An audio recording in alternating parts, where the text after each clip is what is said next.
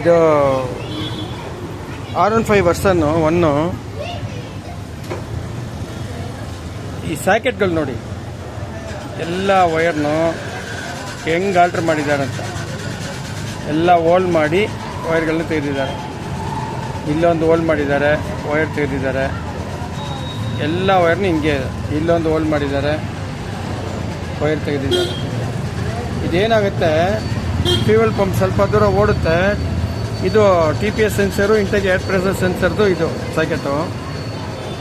So ಇಂಥ ಒಂದು power ಗಾಡಿಯಲ್ಲಿ ಈ ಥರ ಆಲ್ಟ್ರ್ ಮಾಡ್ತಾರೆ. ಸೊ ಸಾಕೆಟ್ ಬರುತ್ತೆ, ಸಾಕೆಟ್ ತೆಗೆದು ಹಾಕ್ಬೋದು. ಸೊ ನಮ್ಮಲ್ಲಿ ಸಾಕೆಟ್ ಇದೆ. ಸೊ ಇವಾಗ ಈ ಸಾಕೆಟ್ನ ಅದಕ್ಕೆ ಫಿಟ್ ಮಾಡಿಬಿಡೋಣ. ಯಾಕಂದರೆ ಇದು ಪವರ್ ಗಾಡಿಗಳು ಶೇಕ್ ಬಂದ್ರೆ ಹೋಯ್ತು. ಅದರಲ್ಲಿ ಈ ಥರ ಆಲ್ಟ್ರ್ ಮಾಡಿದ್ರೆ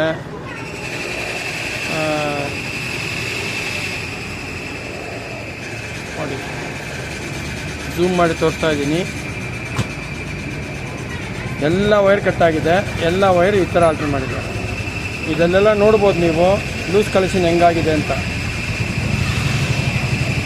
ಈ ಥರ ಲೂಸ್ ಕಲೆಕ್ಷನ್ ಆದರೆ ಗಾಡಿಗಳು ಓಡಲ್ಲ. ಇಲ್ಲಿ ಹೋಲ್ಡ್ ಮಾಡಿದ್ದಾರೆ. ಆಮೇಲೆ ನೋಡಿ, ಈ ಕಡೆ ಒಂದು ಹೋಲ್ಡ್ ಮಾಡಿ ಆ ವೈರ್ನ ತೆಗೆದಿದ್ದಾರೆ.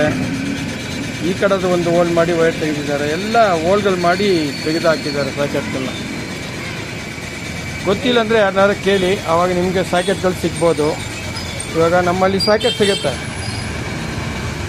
ಇದೊಂದು ಸಾಕೆಟು ನಮ್ಮಲ್ಲಿ ಸ್ಟಾಕ್ ಇದೆ. ಇದನ್ನು ಹಾಕ್ಬಿಟ್ಟು ಫಿಟ್ ಮಾಡ್ತೀವಿ.